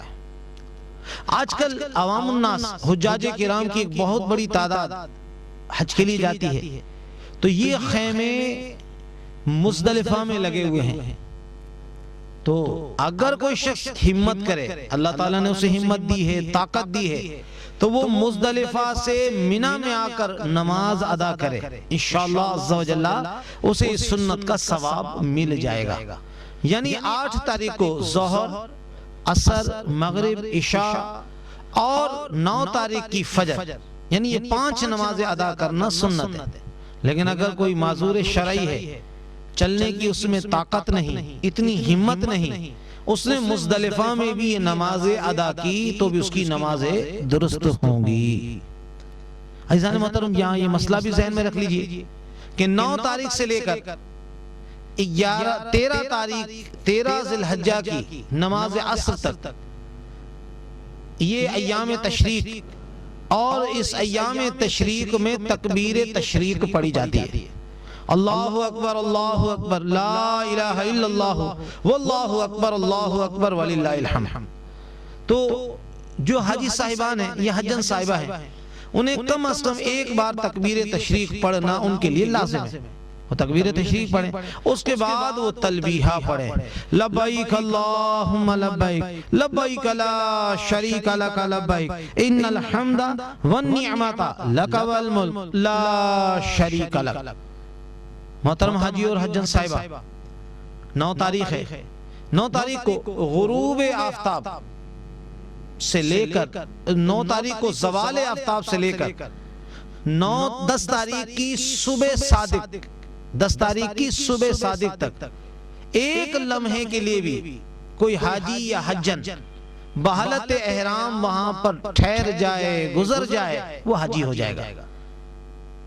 یاد رکھ لیجئے، عرفات کے میدان میں اللہ تبارک و تعالی نے اپنے حق معاف کرنے کا اعلان کیا ہے۔ آج اللہ تبارک و تعالی دینا چاہتا ہے، عطا کرنا چاہتا ہے، اپنے بندوں کو مغفرت سے نوازنا چاہتا ہے۔ اے کاش ہم لینے والے بن جائیں، اللہ تبارک و تعالی کی بارگاہ میں جھولی پھیلانے والے بن جائیں، اس لیے کہ اللہ تبارک و تعالی آج دینے پر راضی ہے، ہم لینے پر راضی ہو جائیں۔ خوب دعائیں مانگیں، رو رو کر دعائیں مانگیں، اپنے لیے مانگیں، اپنے والدین کے لیے مانگیں، تمام مسلمانان عالم کے لیے مانگیں۔ ہو سکے تو ہم گناہگاروں کو بھی اپنی نیک دعاؤں میں یاد رکھیں، جو ہمارے ساتھ اس بیان کو ریکارڈ کر رہے ہیں، جو ہمارے ساتھ دینی معاملات میں تعاون کر رہے ہیں، ان کو بھی اپنی نیک دعاؤں میں یاد رکھیں کہ اللہ تعالی ہماری حاضری کے اسباب بھی پیدا فرمائے، اور اللہ تبارک و تعالی ہمیں اپنے نبی کے غلاموں میں شامل فرمائے۔ عرفات کے میدان میں اللہ تبارک و تعالی عطا فرمانا چاہتا ہے، اے کاش ہم بھی لینے والے بن جائیں۔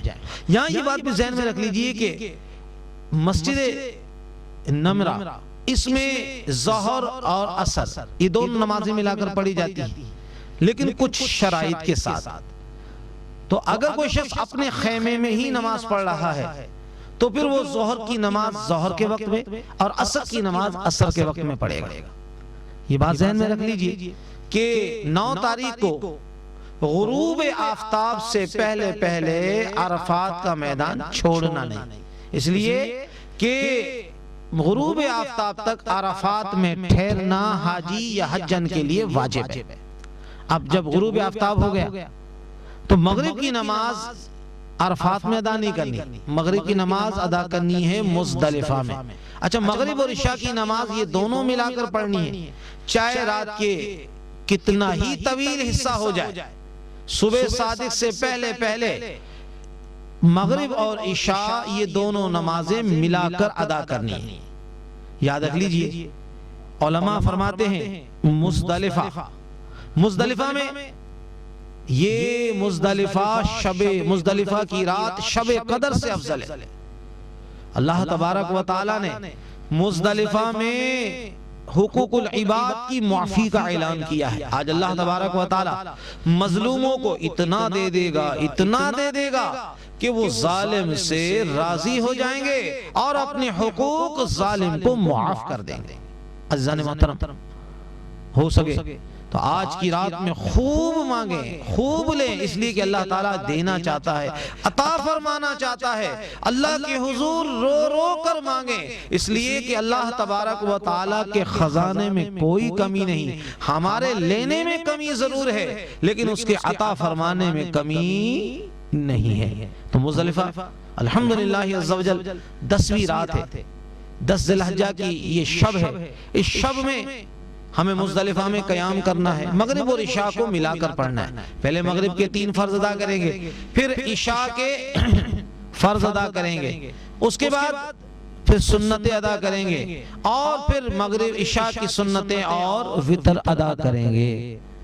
محترم حاجی اور حجن صاحبہ، یہاں پر ایک کام یہ بھی کرنا ہے، مزدلفہ میں کنکریوں کو چننا ہے، اس لیے کہ پہلے دن ہمیں 7 کنکریاں مارنی ہیں، جمرات العقبہ، اور دوسرے دن اور تیسرے دن ہمیں کتنی کنکریاں مارنی ہیں؟ 14 کنکریاں مارنی ہیں۔ الحمدللہ عز و جل 21 کنکریاں مارنی، 3 شیطانوں کو، یعنی ہر شیطان کو 7 کنکریاں مارنی ہیں۔ تو اس طریقے سے کل ہو گئی 49 کنکریاں۔ تو ہو سکے تو 49 کی جگہ ہم 70 کنکریاں لے لیں۔ ہو سکتا ہے کہ ہمیں 13 کو بھی وہاں پر ٹھہرنا پڑ جائے اور کسی وجہ سے ہم نہ نکال سکیں، وہاں سے نکلنے میں کامیاب نہ ہو سکے، تو پھر ہمیں وہ کنکریاں کام آئیں گی۔ تو یہ کنکریاں ہم عرفات کے میدان سے بھی چن سکتے ہیں، مزدلفہ سے بھی چن سکتے ہیں، اور دنیا کے کسی حصے سے بھی یہ کنکریاں چنی جا سکتی ہیں۔ میں یہاں پر ایک اسلام کی حقانیت کی ایک دلیل آپ کی خدمت میں پیش کرتا ہوں۔ دیکھیے، ہمارا دین سچا ہے، ہمارے آقا و مولا مکی مدنی مصطفیٰ صلی اللہ علیہ وسلم کا دین، لایا ہوا دین، دین مصطفیٰ، یہ سچا دین ہے۔ اللہ اکبر۔ ہم نے اپنے شیخ الحدیث حضرت علامہ مولانا صاحبزادہ محمد عبد الشکور صاحب دامت برکاتہم عالیہ آپ کی خدمت میں عرض کیا، حضور والا اب ہمیں یہ بتائیے کہ جب 30 لاکھ حجاج کرام ہیں، کتنے؟ 30 لاکھ حجاج کرام، اور جب وہ 30 لاکھ حجاج کرام جب کنکریاں پھینکتے ہیں تو وہاں پر تو کنکریوں کے پہاڑ بننے چاہیے، جبکہ ہم نے خود نے دیکھا کہ وہاں پر کنکریاں بہت تھوڑی ہوتی. کیا وجہ ہے؟ آپ نے فرمایا کہ سرکار دو عالم نور مجسم رحمت عالمیان صلی اللہ علیہ وسلم نے فرمایا، اے میرے صحابہ، جو کنکریاں رب کی بارگاہ میں قبول ہو جاتی ہیں، فرشتے ان کنکریوں کو اٹھا کر لے جاتے ہیں. تو یہ جو کنکریاں پڑی ہوتی ہیں یہ وہ کنکریاں ہیں جو اللہ کی بارگاہ میں مقبول نہیں. اس لیے ہم نے خود نے دیکھا، اور جو حاجی صاحبان اور حجن صاحبہ جا رہے ہیں الحمدللہ عز و جل، وہ خود دیکھیں گے کہ بہت تھوڑی کنکریاں وہاں پر ہوتی ہیں. تو یہ اسلام کی حقانیت کی بہت بڑی دلیل ہے کہ اتنی ساری کنکریاں جمرات پر پھینکی جاتی ہیں، لیکن جو کنکریاں اللہ کی بارگاہ میں قبول ہو جاتی ہیں، اللہ کے نوری فرشتے ان کنکریوں کو اٹھا کر لے جاتے ہیں. لبیک اللہم لبیک لبیک لا شریک لک لبیک ان الحمد والنعمت لک والملک لا شریک لک. اچھا، مزدلفہ میں کب تک ٹھہرنا ہے؟ مزدلفہ کا واجب یہ ہے کہ صبح صادق سے لے کر 10 تاریخ کی صبح صادق سے لے کر طلوع آفتاب تک، جب تک سورج نکلے، ایک لمحہ بھی اگر کوئی وہاں پر ٹھہر گیا اس کا واجب ادا ہو جائے گا. لہٰذا معلم کے آدمی کیا کرتے ہیں کہ رات ہی سے صلاۃ کے نعرے لگاتے ہیں. تو اگر کسی نے صبح صادق سے پہلے فجر کی نماز ادا کر لی، اس کی نماز ہی نہیں ہوگی، اور نماز بھی نہیں ہوگی اور اس کا وہ واجب بھی ادا نہیں ہوگا. لیکن اگر اس نے اجالے میں نماز ادا کی، الحمدللہ عز و جل اس کا واجب بھی ادا ہو جائے گا اور اس کی فجر کی نماز بھی درست ہو جائے گی. یہاں ایک مسئلہ اور بھی ذہن میں رکھ لیجئے کہ وہ اسلامی بہنیں جو کمزور ہیں، بیمار ہیں، ضعیف ہیں، اگر وہ صبح صادق سے پہلے اگر مینا روانہ ہو گئے تو ان پر کوئی جرمانہ نہیں. لیکن اگر بغیر کسی شرعی عذر کے کوئی حاجی صاحب اگر وہ مینا روانہ ہو گئے صبح صادق طلوع آفتاب سے پہلے صبح صادق سے پہلے تو پھر انہیں دم دینا پڑے گا. عزیزان محترم، آج 10 تاریخ ہے. 10 تاریخ کو 3 کام کر رہے ہیں. رمی جمرات العقبہ کو اس پر 7 کنکریاں مارنی ہے، نمبر 1. نمبر 2، قربانی کرنی ہے. جو حج تمتع کر رہا ہے یا حج قران کر رہا ہے اسے حج کے شکرانے کے طور پر قربانی کرنی ہے. نمبر 3، حلق یا تقصیر کرانا ہے. اچھا، ان تینوں واجبات کے اندر اسے کیا کرنا ہے؟ ترتیب بھی اسے قائم رکھنی. اگر کسی نے ترتیب کو الٹ دیا، پہلے اس نے قربانی کر لی، جیسے کیا ہوتا ہے کہ قربانی کے لیے بہت سارے لوگ بینک میں پیسے جمع کرا دیتے. اچھا، بینک والے ٹائم دے دیتے ہیں، صاحب ہم 8 بجے کریں گے، 9 بجے کریں گے، اور اس وقت اس نے قربانی نہیں کی. ہم نے سوچا کہ صاحب ہماری قربانی ہو گئی، لہٰذا اگر ہم نے اس سے پہلے رمی جمار کر لی، ہم نے اس سے پہلے حلق کرا لیا اور قربانی ہماری بعد میں ہوئی تو ترتیب ہماری الٹ گئی، لہٰذا ہمارے پر دم لازم ہو جائے گا. لہٰذا اس بات کا خیال کیجئے کہ پہلے رمی جمار کریں، اس کے بعد قربانی کریں، اور اس کے بعد حلق یا تقصیر کرائیں. ان تینوں واجبات کے اندر کیا کرنا ہے؟ ترتیب کو بھی واجب رکھنا ہے، یعنی قائم رکھنا ہے. عزیزان محترم، یہاں ایک بات ذہن میں رکھ لیجئے کہ کنکری مارنے کا طریقہ کیا ہے. کنکری شہادت کی انگلی اور انگوٹھے میں پکڑیں گے، شہادت کی انگلی اور انگوٹھے میں پکڑیں گے، اور جمرات سے 5 ہاتھ کے فاصلے پر کھڑے ہو جائیں گے. ایک دائرہ بنا ہوا ہے جس میں ایک پتھر ہے، وہ جمرہ ہے، اس پر سیدھے ہاتھ کی یعنی شہادت کی انگلی اور انگوٹھے سے اس کنکری کو پکڑیں گے اور بسم اللہ اللہ اکبر کہہ کے اس کو پھینکیں گے. اگر وہ جمرے کے اندر یعنی اس دائرے کے اندر اگر وہ کنکری گر گئی، الحمدللہ ہماری کنکری درست ہے. اچھا، بہت سارے دوست کیا کرتے ہیں، بہت سارے حاجی صاحبان یا حجن صاحبہ وہ ساری کنکریاں ایک ساتھ اٹھا کر پھینک دیتے ہیں. تو ایک بات ذہن میں رکھ لیجئے کہ ایک ایک کنکری کر کے پھینکنی ہے. اگر ساتوں کنکریاں ایک ساتھ پھینک دی تو وہ ایک ہی کنکری شمار ہوگی. نمبر ایک، بہت سارے دوست یہ بھی غلطی کرتے کہ اپنا وکیل بنا دیتے. تو یاد رکھ لیجئے بغیر کسی شرعی عذر کے کسی کو وکیل بنانا یہ درست نہیں، چاہے وہ اسلامی بہن ہی کیوں نہ ہو. تو حجن یا حجی صاحب اگر بغیر کسی شرعی عذر کے اس نے اپنا کسی کو وکیل بنایا کہ بھئی آپ میری طرف سے رمی جمار کر لیں، شیطان کو کنکری مار دیں، تو یاد رکھ لیجئے ان کا یہ واجب ادا نہیں ہوگا. تو ہو سکے اپنا واجب اپنے ہاتھ سے ادا کریں. اچھا، کنکری مارنے کے بعد دعا کے لیے رکنا نہیں ہے بلکہ کنکری مارتے ہوئے آگے کی طرف روانہ ہو جانا ہے. الحمدللہ عز و جل ہم نے رمی جمار سے فارغ ہوئے. اب قربانی کا مسئلہ ہے، ہو سکے تو قربانی اپنے ہاتھ سے کریں. قربانی کے لیے بات ذہن میں رکھ لیجئے کہ ہمارے ذہنوں میں ایک بات بیٹھی ہوئی ہے، صاحب یہاں تو قربانی کا جانور درست ہوگا. حالانکہ جس طرح ہم پاکستان میں اور دیگر ممالک میں قربانی کے جانور کے متعلق تفشیش کرتے ہیں، اس کی عمر کے متعلق، جیسے بکرا یا دمبا اس کی عمر 1 سال، گائے کی عمر 2 سال اور اونٹ کی عمر 5 سال. اچھا، اب ہوتا کیا ہے کہ صاحب دمبا جو ہے وہ 6 مہینہ کا ہے، وہ بھی چلے جائے گا.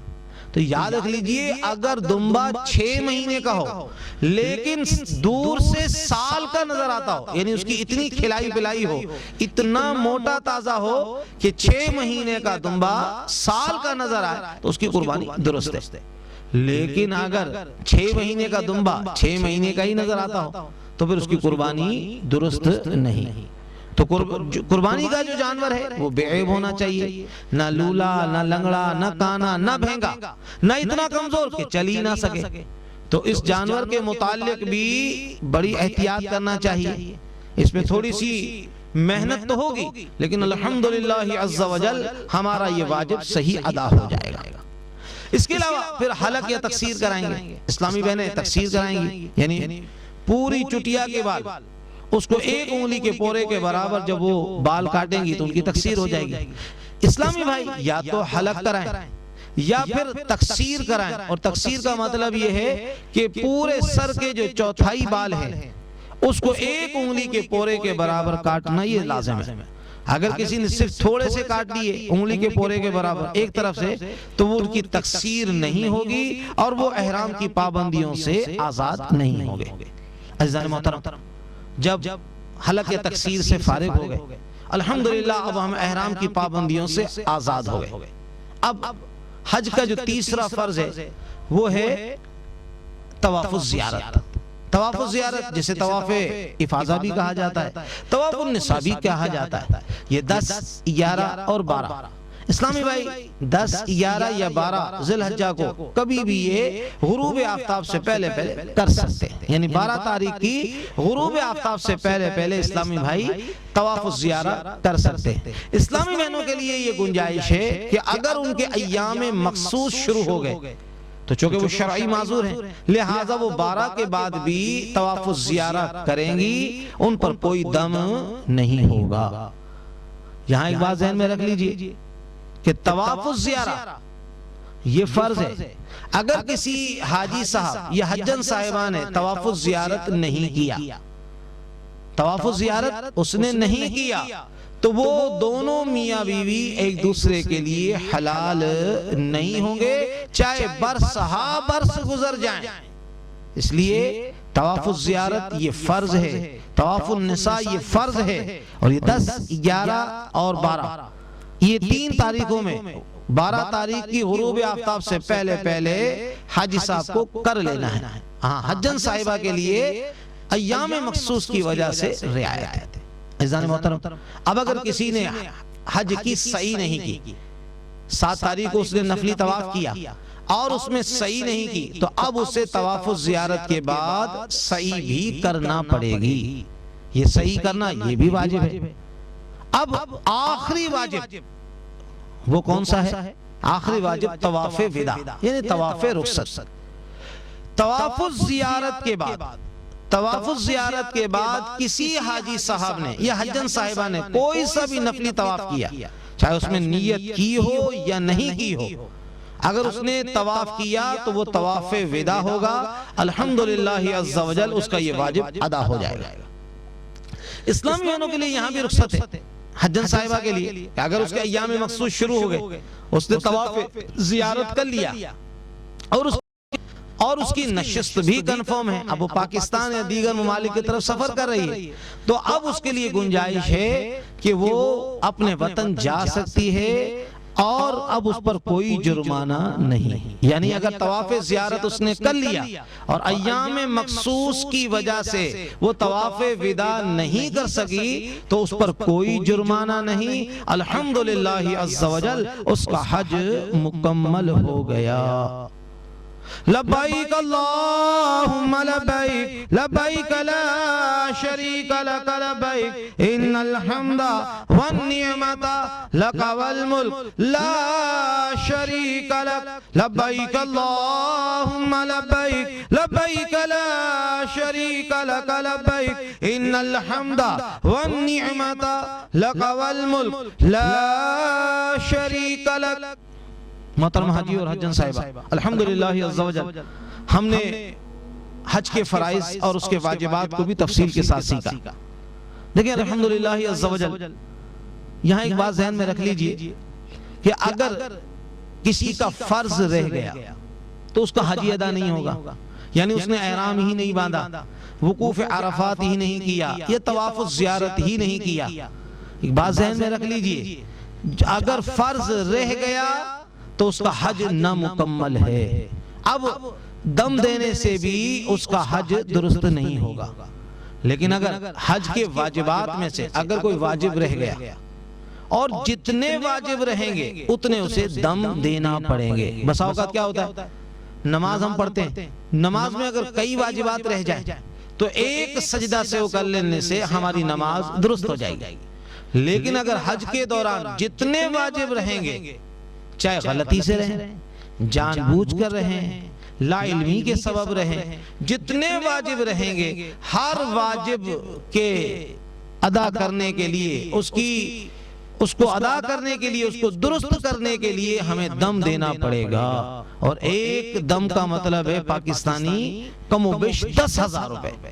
تو ہمارے یہاں کہتے ہوئے نظر آتے ہیں حاجی صاحبان اور حجن صاحبہ کہ صاحب ہمارے پاس تو گنجائش ہے ہی نہیں، اللہ تبارک و تعالی معاف کر دے گا، وہ غفور الرحیم ہے، وہی سب کے حجوں کو قبول فرمائے گا۔ دیکھ بات ذہن میں رکھ لیجئے، اسی غفور الرحیم کی شریعت ہے، اسی غفور الرحیم نے اپنے نبی محترم، نبی آخر الزمان، خاتم الانبیاء صلی اللہ علیہ وسلم کے ذریعے یہ حکم دیا کہ اگر کوئی واجب رہ جائے تو اسے دم دینا پڑے گا۔ عزیزان محترم، تو الحمدللہ عز و جل یہ جو ہم نے بیان سنا ہے، الحمدللہ اس کو ہم بار بار سنیں گے، جتنی بار سنیں گے انشاءاللہ عز و جل اس کی برکت اللہ تعالی ہمیں عطا فرمائے گا۔ کوئی بات پھر بھی سمجھ میں نہ آئے، یقیناً جتنی بار سنیں گے ہمارے ذہن میں بہت سارے سوالات بھی آئیں گے، اور الحمدللہ عز و جل اس کے لیے امیر اہل سنت، امیر دعوت اسلامی حضرت علامہ مولانا محمد الیاس صاحب قادری دامت برکات عالیہ کی مشہور و معروف کتاب رفیق الحرمین کی جو مطالعہ ہے اس کا مطالعہ مفید رہے گا۔ اور اگر پھر بھی کوئی مسائل معلوم کرنے ہو تو ہمارا سیل نمبر یاد کر لیجئے 0301 3537 473، دوبارہ نوٹ فرما لیجئے 0301 3537 473۔ الحمدللہ عز و جل ہم ذرا سی توجہ دیں گے، ذرا سی کوشش کریں گے، انشاءاللہ عز و جل ہمارا حج درست ہو جائے گا۔ اللہ تبارک و تعالی اپنے محبوب دانۂ غیوب صلی اللہ علیہ وسلم کے طفیل و صدقے سے جو کچھ ہم نے کہا ہے، سنا ہے، اللہ تعالیٰ اسے اپنی بارگاہ میں قبول فرمائے۔ ہمارا یہاں پر آنا جانا بیٹھنا سیکھنا سکھانا اپنی بارگاہ میں قبول فرمائے۔